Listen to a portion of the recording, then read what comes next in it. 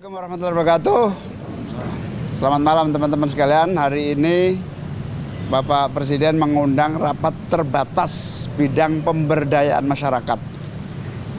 Beberapa poin yang dihasilkan, salah satu yang paling pokok adalah terus menciptakan penanggulangan kemiskinan yang lebih produktif. Artinya apa? Pemberdayaan akan menjadi orientasi penting dalam penanggulangan kemiskinan. Beberapa program yang akan didorong. Yang pertama, seluruh fasilitas yang dimiliki pemerintah akan melayani dan memberi ruang digunakan untuk para pelaku UMKM.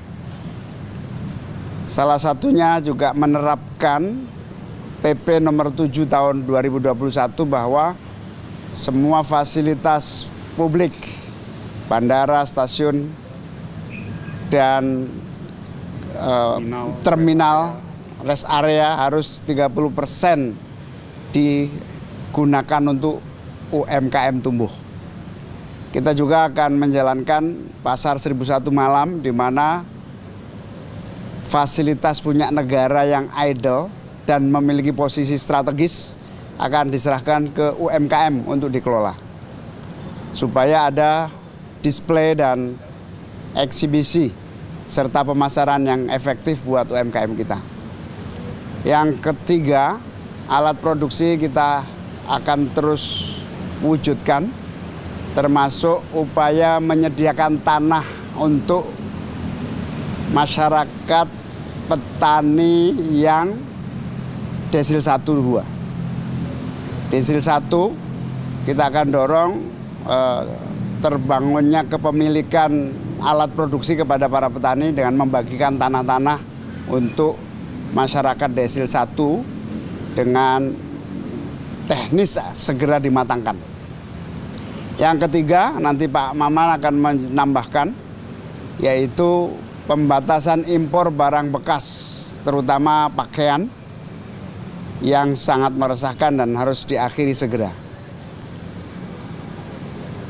Yang lain panjang, ada sekolah rakyat, bantuan sosial, kemudian satu lagi, pemerintah akan memperbanyak beasiswa kursus kapasitas lulusan SMA dan SMK yang mau bekerja ke luar negeri dengan skill-skill welder, caregiver, hospitality, kemudian kegiatan-kegiatan pelatihan bahasa bagi pasar luar negeri yang sangat besar jumlahnya. Salah satunya adalah para lulusan SMA dan SMK yang mau keluar negeri dipersiapkan beasiswa khusus. Insya Allah akan disiapkan 12 triliun untuk pelatihan dan peningkatan mutu bahasa para calon-calon tenaga kerja yang bekerja dengan pasar luar negeri. Tambahan untuk pakaian bekas. Oke, ya makasih. Kami tadi baru saja habis rapat terbatas dengan Pak Presiden dan bersama dengan Pak Menko, dan ada beberapa petunjuk dan arahan dari beliau. Yang pertama, saya menambahkan yang terkait mengenai barang bekas. Jadi salah satu petunjuk dan arahan dari Presiden juga adalah bahwa pada saat kita melakukan penindakan pembatasan terhadap barang-barang bekas, baju-baju bekas yang masuk, arahan dari Pak Presiden juga mempertimbangkan dan memikirkan substitusi produk. Jadi misalnya pada saat pengusaha-pengusaha mikro ini, mereka selama ini menjual barang-barang bekas, pada saat ditutup, pastikan konsekuensinya mereka tidak akan ada barang jualan lagi. Nah, ditugaskan kepada kami, Kementerian UMKM, untuk segera menindaklanjuti substitusi produk-produk barang yang akan menggantikan para pengusaha-pengusaha di beberapa daerah-daerah thrifting ini, untuk dia juga bisa berjualan produk-produk lokal domestik kita. Jadi arahnya adalah bagaimana pengusaha-pengusaha mikro yang selama ini melakukan penjualan thrifting dia juga bisa berganti menjual produk-produk lokal ciptaan anak-anak bangsa dari produsen-produsen pengusaha mikro dan kecil yang ada di Indonesia. Itu petunjuk dan arahan dari Pak Presiden, artinya kita tetap memikirkan solusi bagaimana mereka juga bisa melanjutkan usahanya pada saat thrifting ini juga ditindaklanjuti. Lalu yang kedua adalah petunjuk dari Pak Presiden untuk segera mempercepat realisasi pembentukan sistem satu data terintegrasi, yaitu Sapa UMKM.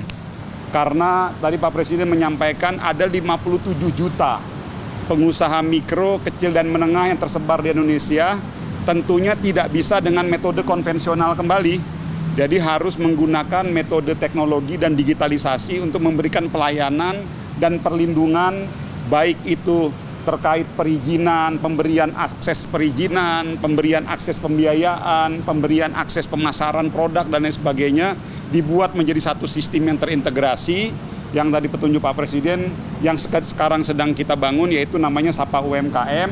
Dan Pak Presiden tadi menegaskan segera direalisasikan, insya Allah akan kita realisasikan segera dengan cepat. Lalu yang ketiga, petunjuk dari Pak Presiden juga terkait kemudahan akses perizinan kepada usaha mikro, kecil dan menengah, terkait sertifikasi, terkait bagaimana bisa mendapatkan izin BP POM, terkait bagaimana mempercepat sertifikasi halal, lalu bagaimana PIRT-nya, SNI, dan lain sebagainya. Supaya apa? Supaya UMKM kita daya saingnya juga meningkat. Nah, itu juga arahan dari Pak Presiden.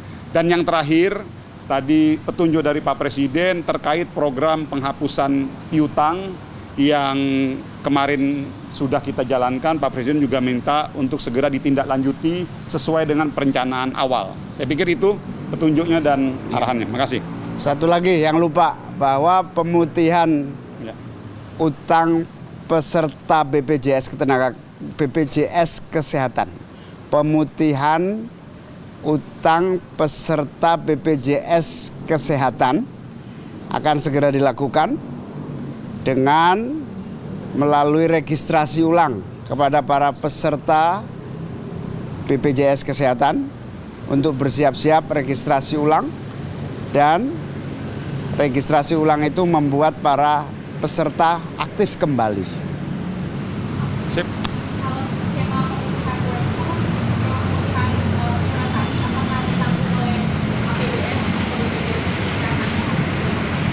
Ya, otomatis dengan sendirinya tanggungan itu akan diambil alih oleh BPJS Kesehatan. Nanti akan diumumkan segera.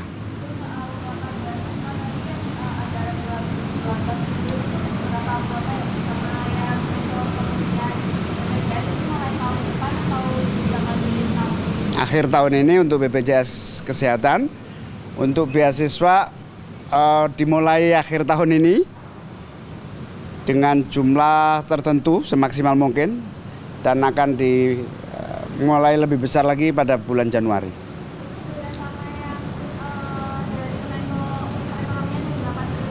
Beda. Terus soal persaingan usaha modern dan juga UMKM, kalau dari pemerintah sendiri apakah sudah mulai mengatur monitor izin pilihan retail modern terus agar lebih merata? Sebetulnya lebih dua sisi ya. Sisi yang pertama, pemerintah dan UMKM berbenah supaya memiliki kekuatan untuk membackup tumbuh kembangnya UMKM.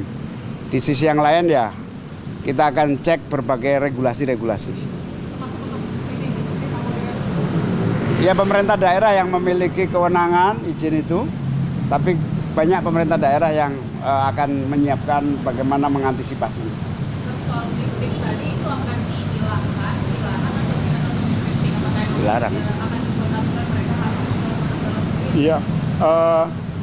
Jadi gini, secara aturan tidak boleh melakukan impor barang bekas. Itu dulu, ini aturan ya. Namun kan di sisi lain, pemerintah juga tidak bisa membiarkan begitu saja kepada pengusaha-pengusaha yang memang sudah menjalankan. Jadi petunjuk dari Pak Presiden kepada Kementerian UMKM dalam hal ini saya, dikomandani oleh beliau, Pak Menko, agar menyiapkan solusi agar mereka tetap bisa berjualan. Namun diarahkan yang dijual adalah produk-produk dalam negeri kita. Jadi contoh kayak misalnya teman-teman yang ada di Senen, di Pasar Senen, ya nanti kita dorong mereka tetap bisa berjualan, tapi yang dijual adalah produk-produk dalam negeri kita.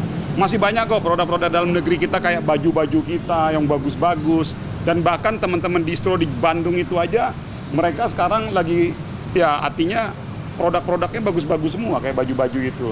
Jadi didorong ke arah sana. Jadi supaya produk lokal kita juga tidak, artinya mempunyai pasar.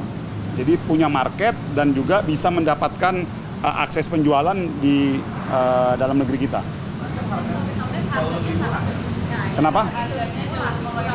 Enggak juga. Kami kemarin sudah panggil beberapa asosiasi baju, penjualan baju domestik kita, dan teman-teman thrifting juga sudah kita ajak bicara juga. Artinya ada juga barang-barang bekas itu yang harganya mahal sekali. Karena kan itu kan nggak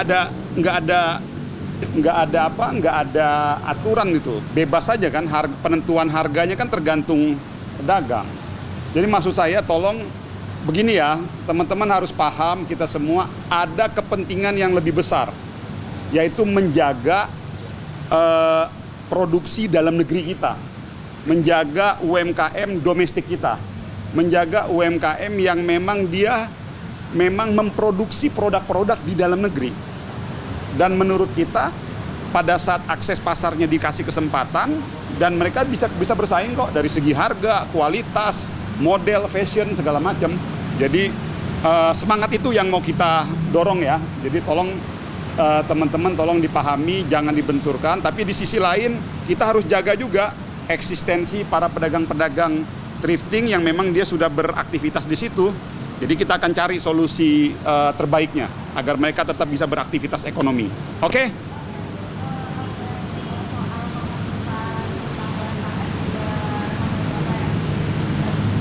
Ya, kalau sementara kan masih di angka 67.000 UMKM. Kan berdasarkan data dari Bank Himbara kita ada kurang lebih 1 juta usaha mikro kecil menengah yang memang bisa dihapus tagihkan dan dihapus bukukan. Nah itu yang kita kan tindak lanjuti itu. Ya sementara ini baru kurang lebih 67.000 itu. Makanya tadi perintah dari Pak Presiden, karena regulasinya juga sudah siap semuanya, Pak Presiden minta itu ditindaklanjuti. Oke, terima kasih. Oke.